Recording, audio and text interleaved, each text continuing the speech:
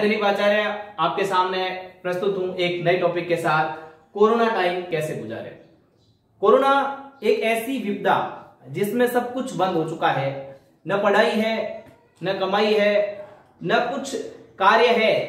व्यक्ति एकदम निकम्मा सा हो गया है, उसके पास कोई काम नहीं है, सब लोग घरों में बंद हैं।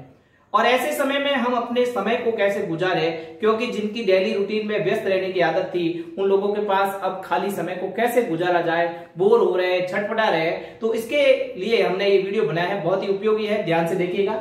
तो कोरोना टाइम कैसे गुजारे, तो सबसे पहले तो हमें समझना पड़ेगा कि कोरोना क्या है। आज से पहले हमने ये कोरोना बीमारी, एक नई बीमारी आई है, जिसको ये क्या चीज है और क्या भला है, उसको पहले हम समझेंगे। तो कोरोना एक बहुत बड़ी महामारी है।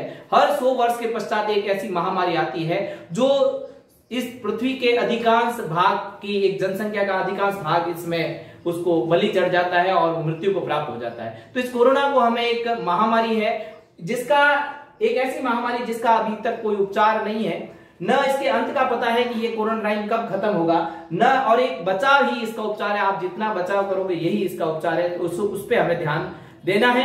तो इसमें जो ये जीवाणु है, यह एक लिमिट समय तक रहता है और उसके पश्चात ये अपने आप स्वतः समाप्त हो जाता है। इसलिए व्यक्ति को अपने आप को क्वारंटाइन कर लेना चाहिए, एक जगह रह जाना चाहिए, ताकि वो दूसरों के संपर्क में ना आए, ताकि यह बीमारी आगे से आगे फैल पाए। इसलिए व्यक्ति को अपनी जगह, अपने को एक कमरे तक एक विशेष अलग थलग कर देना चाहिए, ताकि जीवाणु समाप्त हो जाए, आगे यह रोग संक्रमित न हो। इस चीज का ध्यान रखते हुए इस चीज को हमें बहुत अच्छे से ध्यान देना है।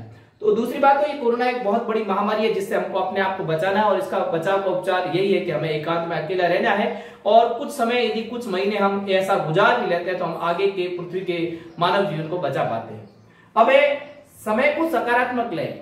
यदि आज के समय में लोग कोरोना पॉजिटिव होने से डरते हैं, कोरोना पॉजिटिव वर्ड से उनको एक नफरत सी हो गई है, लेकिन जिस प्रकार लोहा लोहे को काट सकता है, उसी प्रकार हम पॉजिटिविटी से ही इस कोरोना पॉजिटिविटी को काट सकते हैं। और उसके लिए हमें सकारात्मक, जो भी समय आया है, ईश्वर ने जो समय दिया है उसको सकारात्मक ले, पॉजिटिव ले, और उसको हम इस समय को, जो ईश्वर ने समय दिया है, जिन लोगों के पास ये शिकायत थी, उनको जब भी पूछते थे कि हमारे पास मिलने आ नहीं रहे, टाइम नहीं है, बात करने का टाइम नहीं है, आज उनके पास समय, लेकिन समय होने के पास भी काम नहीं है। क्योंकि ऐसा समय है लेकिन हम घूमने नहीं जा सकते, समय है लेकिन हम मित्रों से मिल नहीं सकते, हम रिश्तेदारों से मिल नहीं सकते।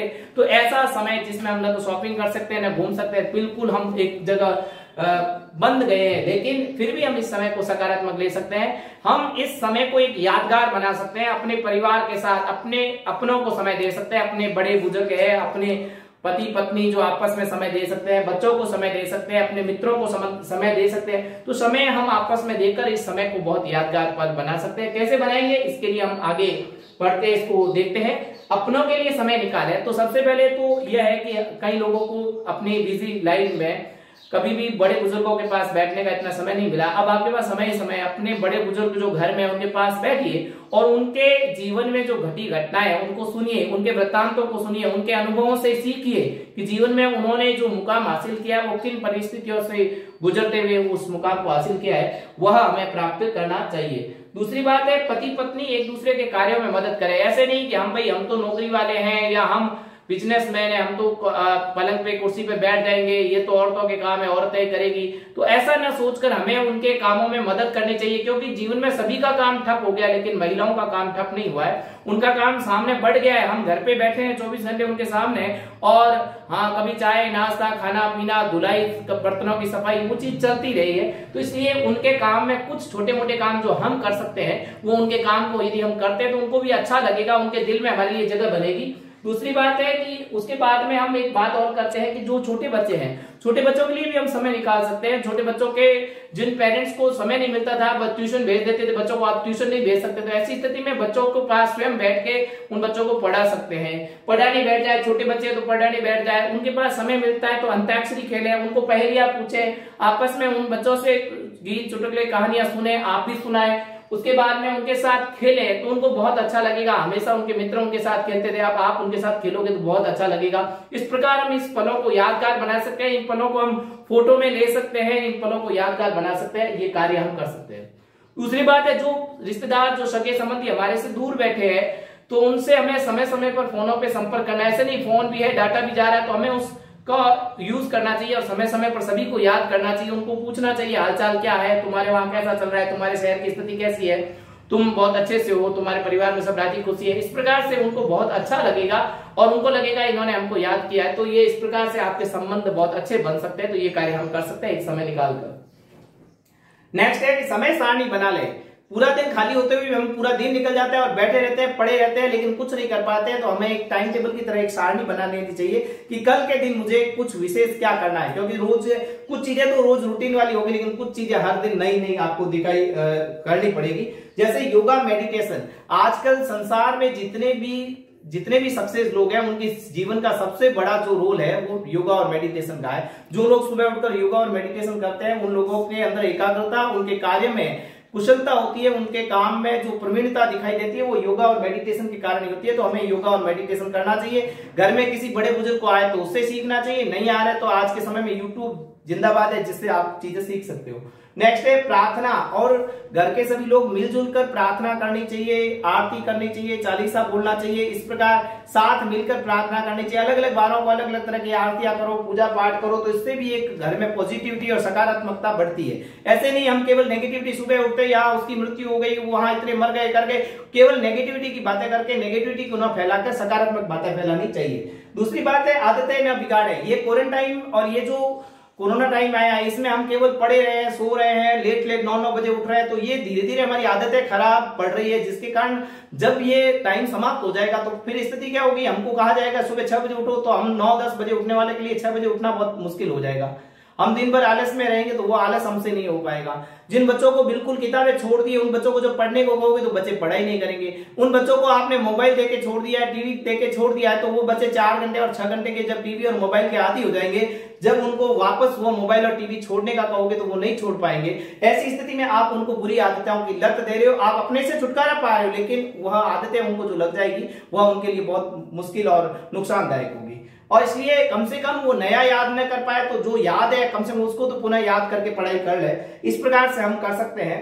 आलस त्यागे और घर के काम को मिलजुल के करना चाहिए। घर के छोटे बड़े कोई काम छोटा बड़ा नहीं, जिसके हिसाब को जो कार्य लगता है उसको वो कार्य करके कर लेना चाहिए और सभी को काम करके आगे बढ़ना चाहिए। आगे और देखते हैं हम इधर कि और योगा और मेडिटेशन, जो मैंने आपको कहा कि योगा और मेडिटेशन बहुत बड़ी हम आपको स्फूर्तिमान, आपको एकदम एक्टिव रखेंगे, तो इसके लिए हमको योगा और मेडिटेशन करना चाहिए। घर के सदस्यों से या फिर यूट्यूब के माध्यम से भी हम सीख सकते हैं और नहीं आने पर फोन की मदद ले सकते हैं। प्रार्थना और भजन की, तो मैंने आपको पहले भी कहा, प्रेयर प्रार्थना करने में, भजन प्रार्थना किसी भी धर्म से आप हो उससे कोई फर्क नहीं पड़ता है कि आप अपने धर्म की प्रार्थना, वंदना, कीर्तन सब घर के लोग मिलजुल के यदि करते हो तो एक, क्योंकि इस मुसीबत में यदि हमारा कोई सहारा है तो वह मात्र एक ईश्वर है, उसी के हाथ में सब कुछ और उसी के द्वारा हम इस बड़ी मुसीबत से छुटकारा पा सकते हैं। और सभी लोग यदि मिलजुल कर एक पॉजिटिव एनर्जी यदि है कि ईश्वर, और ये नहीं केवल स्वार्थ की भावना से प्रेयर न करें, प्रेयर ये करें कि हे ईश्वर इस महामारी से इस पूरी दुनिया को बचाओ, ऐसी प्रेयर करो। क्योंकि दूसरों के द्वारा दूसरों के लिए जो प्रार्थना की जाती है, सभी के लिए जो प्रार्थना की जाती है,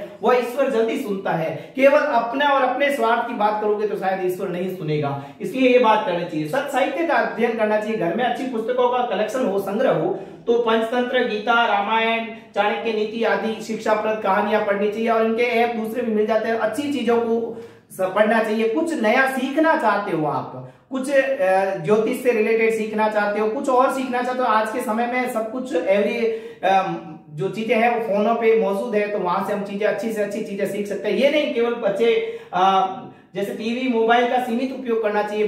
बड़ों को देखो तो आज के समय में बड़े भी गेम में बड़े बड़े फोन ले रखे हैं, पबजी ऐसे गेम आधा घंटा 2-2 घंटे खेलते रहते हैं। पास में घर में क्या हो रहा है कुछ पता नहीं, इतने खो जाते हैं। और ये जो छोटे बच्चे और छोटे बच्चे कार्टून देख रहे हैं या गेम खेल रहे हैं, तो ऐसी स्थिति में ये बच्चों को ये 4-4 घंटे द्वारा खेले गए गेम जिंदगी में कुछ सीख नहीं देने वाले हैं। या केवल वो, हाँ, इसकी जगह यदि आप कॉमेडी देख रहे हो, पुराने गाने सुन रहे हो, कुछ और काम कर रहे हो, तो उससे कुछ न कुछ मनोरंजन हो रहा है, सीखने को भी मिल रहा है। लेकिन कुछ नया सीखने की आदत डालनी चाहिए कि जीवन में घर में बैठे बैठे खाली कुछ नहीं बैठे रहे, कुछ नया सीखे। इस टाइमिंग ये मिला है, इसमें शायद कुछ कर लें। जैसे आप कुकिंग सीख सकते हो, कुकिंग में आपकी अपनी जो पहले आ रहा है उसको बहुत बढ़िया कुछ और नए व्यंजन बनाना सीख सकते हो। मेहंदी लगाना नहीं आ रहा है तो आपस में घर में मेहंदी लगाना सीख जाओ। डांस, जिसमें घर में किसी 1-2 बच्चों को, बड़े बच्चों को आ रहा है तो छोटे बच्चों को डांस सिखा दे, कर दे, उसमें हो सकता है। कंप्यूटर का नॉलेज एक घर में किसी एक सदस्य को है, बाकी को नहीं आता, तो कंप्यूटर चलाना सीख जाओ। कई बड़े बुजुर्ग लोगों को आज के के जो नए फोन है वो चलाने नहीं आते, तो छोटे बच्चे या मिलके उनको वो नया फोन चलाना सिखा, तो उनको जो खुशी मिलेगी चेहरे पे वो खुशी हम दे सकते हैं ये खाली समय में। पेंटिंग, बच्चों को ड्राइंग करा सकते हैं, ड्राइंग पेंटिंग करा के समय बिता सकते हैं, सिलाई सिखा सकते हैं, सिंगिंग कर सकते हैं। हम किसी दिन को फोटोग्राफी के रूप में चुन सकते हैं, पूरे घर के लोग मिलजुल के अलग अलग ड्रेसेस बहुत सारी पड़ी है, सब एकदम फोटोग्राफी डे घोषित कर दो और फोटोग्राफी खींचने लग जाओ। कुछ कभी किसी दिन सफाई डे घोषित कर दो, उस दिन घर की सफाइयां करने लग जाओ, किसी दिन बर्तनों की सफाई में लग जाओ, किसी दिन फ्रिज कूलर की सफाई में लग जाओ।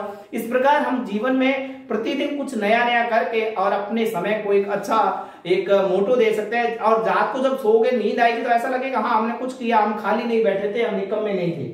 इम्यूनिटी पावर बढ़ाने का भी हमें पूरा ध्यान रखना है, अपने शरीर को स्वस्थ रखना है। इसके लिए हमें काढ़ा, नींबू पानी, गर्म पेय पदार्थ, बाजरे के आटे की राख, इस प्रकार से जो चीजें होती है या जितने भी आयुर्वेदिक चीजें हैं, नीम, तुलसी और इस चीजों का भी, अदरक, इन चीजों का प्रयोग करना चाहिए, हल्दी का, आदि का।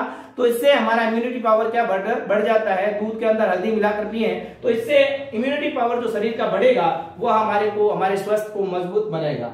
नेक्स्ट है अति आवश्यक होने पर, ये जो महत्वपूर्ण बात है, अति आवश्यक होने पर ही घर से बाहर निकले, क्योंकि गवर्नमेंट कह रही है, पुलिस कह रही है, इतना करने के बावजूद भी इंडिया में जो फैल रहा है कोरोना, उसकी वजह हमारी लापरवाही है। तो इसलिए हमें बाहर जाने पर सैनिटाइजर का प्रयोग करें, मास्क का प्रयोग करें और जरूरी हो तो ही बाहर जाए, अन्यथा घर में ही रहे। तो मैं कुल मिला के एक ही बात बताना चाहूंगा, ये बहुत बहुत उपयोगी बातें हैं, यदि ध्यान में रख के इस समय को बहुत अच्छे से गुजारा जा सकता है। आपको वीडियो समझ में नहीं आया तो एक बार पुनः देखें। आपको हमारा वीडियो पसंद आया तो लाइक करें, शेयर करें और सब्सक्राइब करना ना भूलें। धन्यवाद।